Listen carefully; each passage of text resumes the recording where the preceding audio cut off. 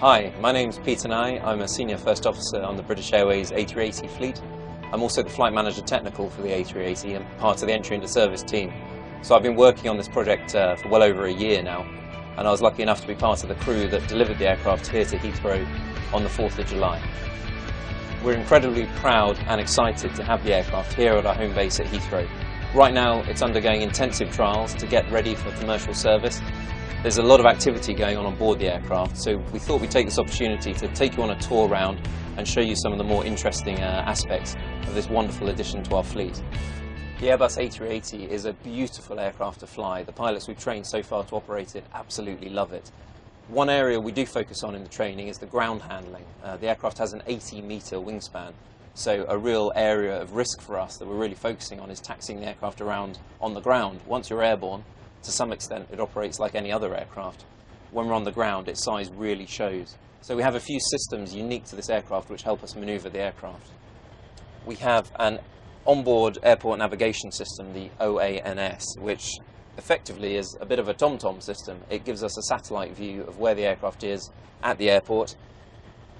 We can manipulate the display on the navigation system. It shows us where the aircraft is in relation to taxiways and the runways. And then we also have a camera system. So in place of our primary flying display, we can show two camera shots.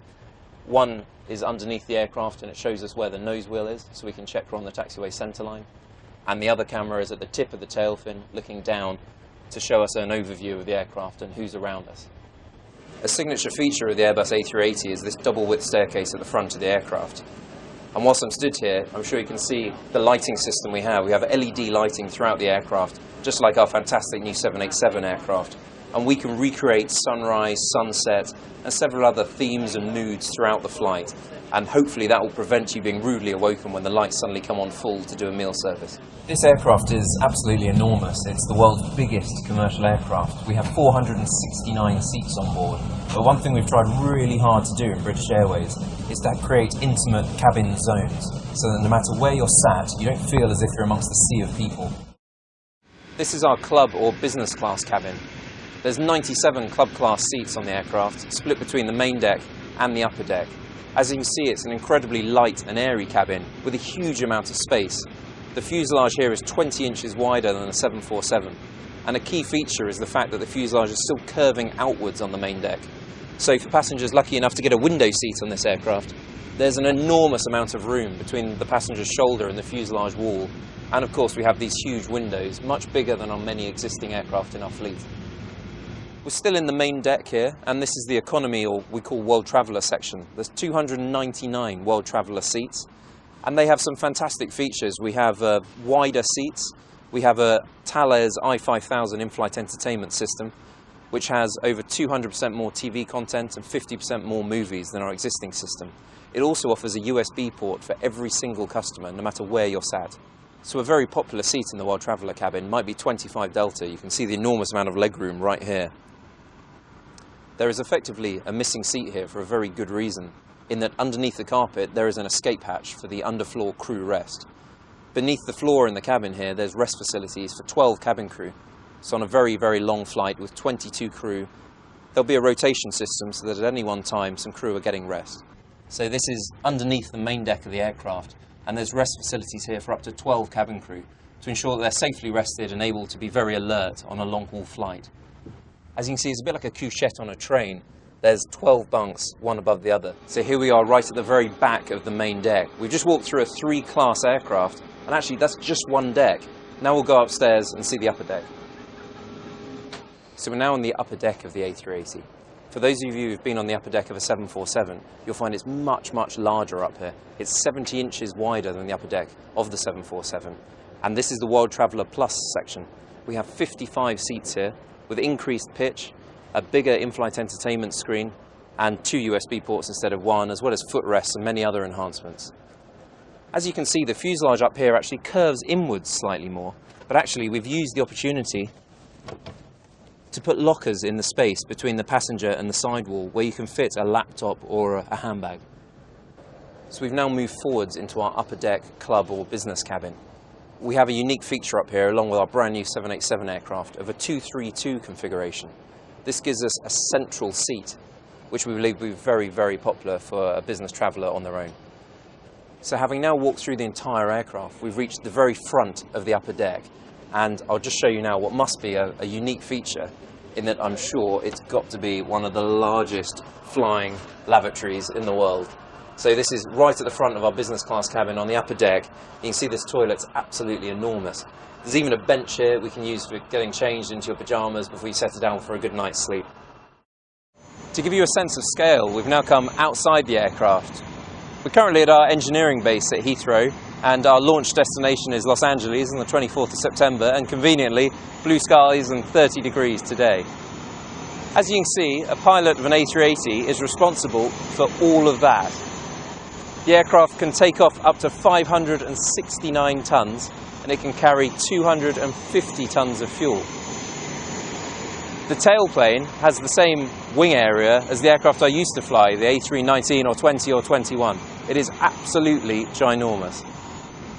I'm here underneath the wing of the A380, and as you can see, this is an absolute work of art.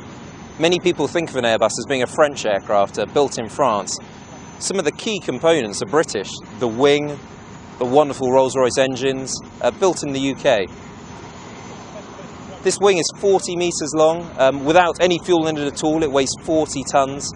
It's a unique shape and absolutely enormous, which lets us fly at very, very slow speeds on the approach, which actually allows us to generate less noise because the engines have less thrust. We actually make 4 to 5 times less noise than a 747-400 when we're coming into land. Rolls-Royce are of course famous for building motor cars. However, today the Rolls-Royce brand is synonymous with building absolutely incredible aircraft engines.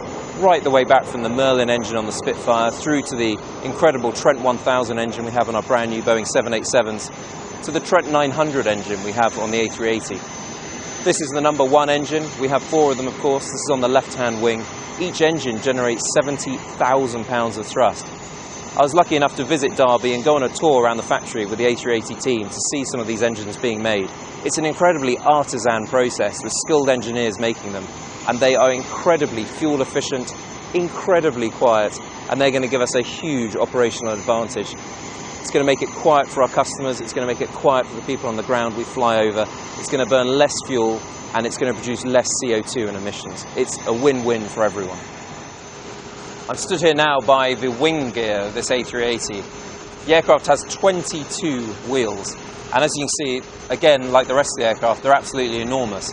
But the phenomenal thing is, because of the size of this wing, which I'm stood under now, the approach speed of an A380 is no faster than that of a smaller aircraft, like a Boeing 737 or an A319 or an A320. This makes us very, very quiet on the approach, and it means the landing distance is actually very, very short indeed. The role of a pilot has incredible breadth, particularly on an aircraft like this. We're going to be carrying 469 passengers, 22 cabin crew, and there'll be up to 4 pilots.